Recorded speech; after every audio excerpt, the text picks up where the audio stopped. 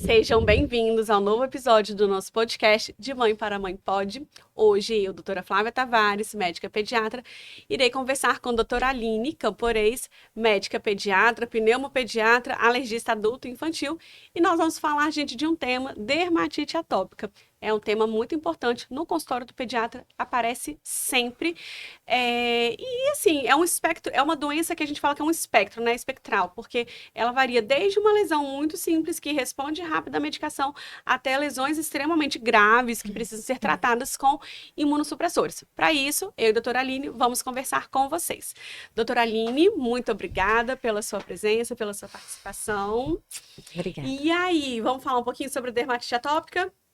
Claro, obrigada pelo convite, Flávia. Então, a dermatite atópica é uma doença que faz parte da marcha atópica, tá? Ela é uma das primeiras manifestações da marcha atópica, junto com a alergia alimentar, seguida de asma e rinite. Então, a criança que é atópica, que é alérgica, ela pode manifestar todas essas manifestações ou apenas uma delas.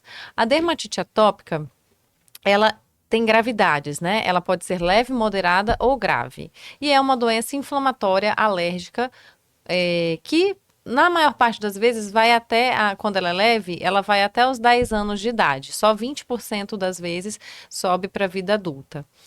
E hoje a gente tem recursos melhores, né, Flávia, para tratamento. Sim, o tratamento varia, assim, conforme a gravidade. Mas vamos pegar aquela lesão começando bem, naquele bebezinho ali que tá com um mês, que começou a aparecer uma vermelhidão na dobrinha do braço, atrás da orelha, né? Às vezes uma crosta que demora um pouco mais, a gente faz aquelas medidas iniciais do pentinho, do sabonete, demora um pouco mais para melhorar, a gente precisa entrar com produtos especiais.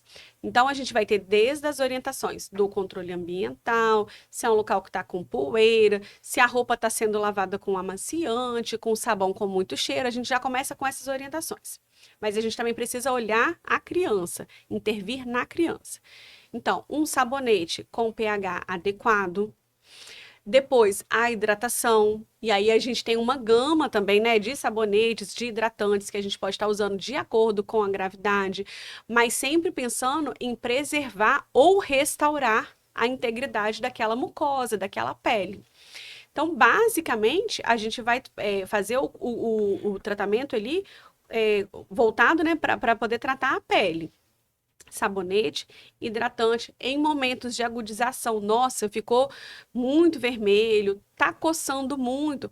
Pode ser que seja necessário a gente lançar mão de medicações, né? De antialérgico, às vezes de algum corticoide, tanto para passar na pele ou para poder tomar, a depender da gravidade. O laser também eu tenho excelentes resultados, e até com adultos, para ajudar a tirar esse excesso de citocinas inflamatórias, ajudar no processo de cicatrização. Então, a gente tem uma gama de acordo aí com a gravidade. E é claro, a gente precisa encaminhar essa criança para o especialista. A gente não consegue acompanhá-la sozinha, a gente não dá conta sozinho. A gente precisa encaminhar. Em alguns momentos serão utilizadas pomadas, então, assim, em alguns momentos a gente vai precisar de usar pomadas que sejam imunomoduladores ou medicações mais fortes. Então, assim, é importante a gente acompanhar junto com o especialista, né? É muito importante a gente, como especialista, acompanhar, porque a gente tem outros artifícios terapêuticos além da hidratação. A barreira cutânea está prejudicada, está inflamada, então é uma doença inflamatória alérgica crônica. E o principal tratamento é a hidratação, via oral, com bastante líquido, e hidratação cutânea. Então, os emolientes são medicamentos de primeira linha no tratamento efetivamente, como você falou. Os corticoides, eles entram aí como anti-inflamatórios nas lesões inflamadas, as bandagens umedecidas que a gente usa bastante, mas cabe a nós especialistas lançarmos mãe da imunoterapia específica alérgica. Então, a imunoterapia alérgena específica só dá para o alergista fazer. Então, a gente faz a imunoterapia, que dura 3 anos, e é específica para os ácaros que aquele indivíduo foi positivo, né? Que o exame deu positivo para exatamente aquele alérgeno, a gente vai pegar aquele alérgeno e vai manipular e fazer a imunoterapia alérgena específica para aquela dermatite. Então, para pacientes que têm dermatite grave, a gente tem um tratamento com imunobiológicos hoje, graças a Deus, está melhorando muito a qualidade de vida desses pacientes. Porque o paciente que tem dermatite, Flávia, você que atende a família, você Uhum. sabe que é um paciente que sofre bullying, é um paciente que sofre rejeição social, que tem alto índice de depressão. Então, e que, claro, uma péssima qualidade de vida, porque não para de coçar, fica sangrando à noite, né? O lençol amanhece todo cheio de sangue. Então, é um paciente que o imunobiológico hoje mudou muito a qualidade de vida desse paciente. Sim. Voltou à vida, né? Aquele paciente voltou à vida, revitalizou aquele paciente. A gente ainda não tem data para acabar, tem data de começar o imunobiológico, mas ainda não tem data para acabar. Então, todo esse tratamento que você falou, do laser, da hidratação, da pomada, é tudo conciliar com o imunobiológico, na Entendi. dermatite grave. E na leve, manter esses cuidados gerais que você falou. Já existem vários estudos científicos sobre essa questão da qualidade de vida da criança com DA, com dermatite atópica e dos seus familiares. A maioria dos estudos ainda são direcionados para as crianças, né?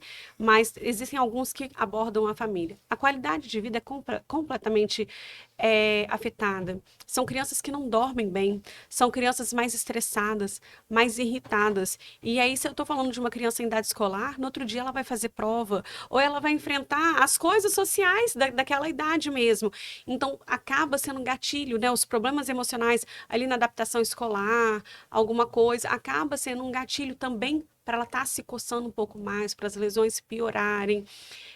Então, assim, a gente precisa olhar para essa família com cuidado, fazer o acolhimento, se for indicado, inclusive, fazer uma psicoterapia, um psicólogo para poder estar acompanhando, para acompanhar essa saúde mental também, porque a saúde física a gente vai estar ali olhando, a gente vai estar acompanhando, né, as lesões na pele com a melhor proposta de tratamento, mas entender que aquilo ali é uma manifestação e que existe um algo ali por trás que está comprometendo essa qualidade de vida. Então, é importante a gente reforçar isso também. E aí, eu acho que é importante a gente diferenciar, porque existe a dermatite atópica como uma entidade, como uma doença da marcha atópica, né? A marcha atópica é essa migração, uma hora só chia o peito, uma hora é asma, uma hora é dermatite atópica, uma hora é alergia alimentar. Então, existe uma dança aí, né? Um caminhar por essa marcha atópica.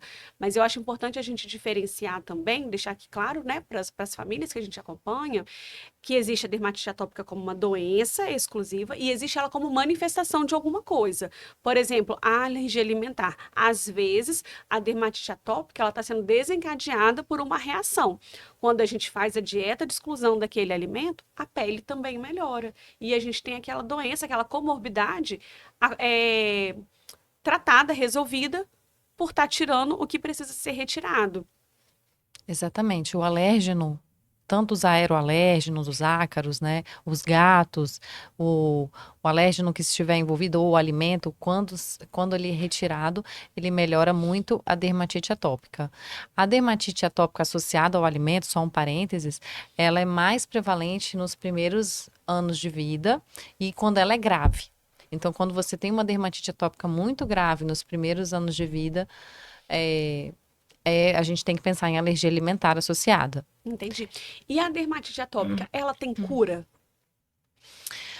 Então, quando ela é leve, até os 10 anos de idade, a maioria Se se resolve. finda, de acordo com Uhum. a marcha tópica mesmo, a Sim. evolução da marcha tópica.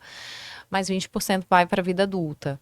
Então, uma vez que ela vai para a vida adulta, ela é uma doença crônica, alérgica, assim como a rinite é, como a asma é. Então, são doenças alérgicas crônicas. E aí é o resto da vida, sim, usando hidratante, Tendo usando os fatores de pomada, controle, né? controlando, exatamente, controlando o estresse, que é um fator de desencadeamento das lesões. São os Uhum. 4 principais que eu acho assim, é o estresse, gatilhos, né? O suor na criança, roupas sintéticas e os corantes. Entendi. Então, são os principais gatilhos que a gente pode tentar controlar. Eu falo também muito de na água da piscina e na água do mar. Enquanto ele estiver imerso na água, não tem problema. O problema é quando ele sai daquela água e deixar aquilo pinicando a pele da criança. O Uhum. ideal é ducha e hidratante. Certo. Uma coisa que eu gosto sempre de reforçar no consultório também quando a família tem acesso à pomada do corticoide e observa uma melhora, ela tende a pesar a mão um pouco nisso, e isso me preocupa muito. Primeiro, por todos os riscos de corticoide na vida da pessoa, né? Então a gente precisa sempre evitar e fazer o uso racional, o uso sob indicação médica e não da forma como é feita. Então é uma coisa que eu sempre bato na tecla. Doutora, eu não posso passar aquela pomadinha? Não. A gente precisa restaurar a barreira. O meu problema está ali, ó. A gente precisa retirar o fator causal e tratar a barreira. Talvez, em alguns casos, a gente use os 2, 3 dias, mas não como toda hora passando. A gente vai afinando a pele, a gente vai fazendo uma maior chance de rebote, né? Parou de usar, volta e volta muito pior. Então, eu tenho sempre essa preocupação e, assim, é um trabalho que eu faço, assim, de educação com a família mesmo. E uma forma de tentar evitar isso é o laser, né, que você faz, e Sim, também as bandagens umedecidas. As bandagens umedecidas, elas ajudam na restauração cutânea, nessa barreira cutânea, né, que está prejudicada da criança inflamada. Então, a bandagem umedecida é um passo antes de você usar a pomada. Então, começou a ficar com áspera, aquela lesão, ou tá vermelhinha, já entra com a bandagem, já entra com. Aí avalia a possibilidade da laser terapia e sim. tudo, para antes de chegar ao ponto da pomada. E eu já tive uma família, ela não mora no Brasil, eles moram fora. E uma família de brasileiros que moram fora, né? E a criança com uma dermatite atópica gravíssima, gravíssima. E ela falou assim: lá nos Estados Unidos é um pouco mais difícil o acesso ao especialista, né? E ela falou assim: olha, eu já tô com consulta marcada, mas faltam 3 meses, mas eu vou te mandar uma foto do meu filho. Eu não quero usar corticóide, doutora. Por favor, eu estou desesperada, eu não quero mais usar. E aí eu entendi, já era um menino de 6 anos que ele já vinha usando. E aí melhorava, aí daqui a pouco piorava. E assim, ele precisava realmente de um imunobiológico, mas naquele momento eu consegui melhorar bastante coisa com restauração de pele. É isso aí. A restauração da barreira cutânea é o principal passo. Dermatite atópica é importante a gente ter em mente, Flávia, que quando ela é muito grave nos primeiros meses de vida, a gente tem que lembrar de pesquisar imunodeficiências primárias, tá? Os erros inatos da imunidade. Então, o pediatra que pega um paciente que tem uma dermatite atópica muito grave, não está resolvendo com emolientes, você já fez toda a investigação diagnóstica, já excluiu a alergia alimentar e tudo. Então, esse paciente ele tem que ser investigado para erros inatos da imunidade. Ai, perfeito. Aline, muito obrigada por mais esse bate-papo, sempre com o nosso objetivo, educação e saúde. Faço um convite a vocês a seguirem a página do Doutora Aline no Instagram, doutora Aline R. Camporês, e o meu, Flávia Tavares Pede. Vocês encontrarão informações de qualidade, com conteúdo, com ciência, tá bom? E no meu, com muita maternidade também, os perrengues da mãe. Obrigada, Aline. Obrigada.